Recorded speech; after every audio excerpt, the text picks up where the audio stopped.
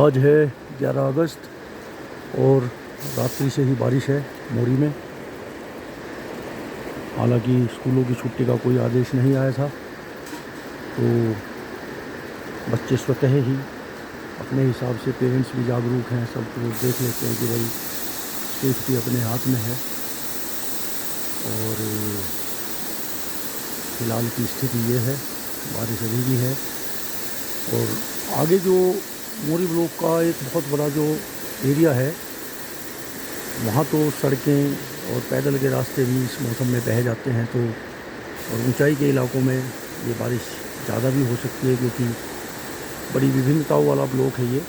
जहाँ फ़िलहाल हम 1150 मीटर की ऊंचाई पे खड़े हैं, वहीं इससे आगे और जाके हमारा जो अंतिम गांव है वो करीब 2700 मीटर की ऊंचाई पे है। और 2000 मीटर से ऊपर की ऊंचाई के बहुत सारे गांव हैं जिनमें अभी तक सड़क नहीं पहुंची। तो ऐसी जो विभिन्नताएं हैं, जोग्राफिकल कंडीशंस इस तरीके की हैं, उनको एक सामान्यीकरण कर पाना बहुत मुश्किल है। क्योंकि मोरी में तो बर्फ़बारी भी नहीं होती, लेकिन यहाँ से अगर हम 25-30 किलोमीटर आगे जाएं, सांकरी से आगे की पूरी बेल्ट में बर्फ़बारी भी होती है। और ऐसा ही बारिश के मामले में भी हो सकता है कि यहाँ जो बारिश हमें कम दिख रही है, वो इससे आगे के इलाकों में तेज़ भी हो सकती है, कम भी हो सकती है।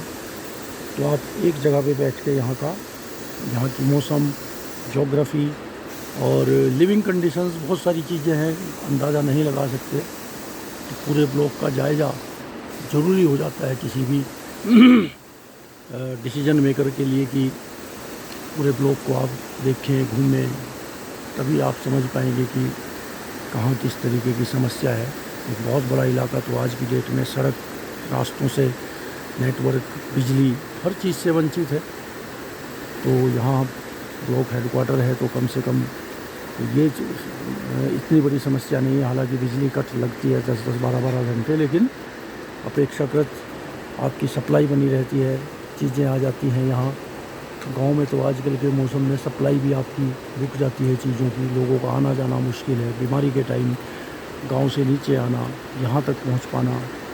इसके अलावा अगर आपको कोई तकलीफ़ है, दुख है, तो सड़कें टूट जाने की वजह से आपकी एम्बुलेंस भी नहीं पहुँचती। तो ये विभिन्न बड़ी कठिन परिस्थितियाँ हैं जो इमेजिनेशन नहीं कर पाते जो लोग नीचे रहते हैं पहाड़ों के।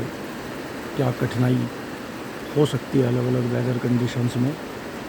तो मेरे अपने अनुभव में मैंने यही देखा है, पहाड़ों के अब 10 साल हो चुके हैं मुझे 2 दुर्गम विकास खंडों में काम करते हुए, कि बर्फ़बारी और बरसात पहाड़ों के लिए बहुत संवेदनशील है।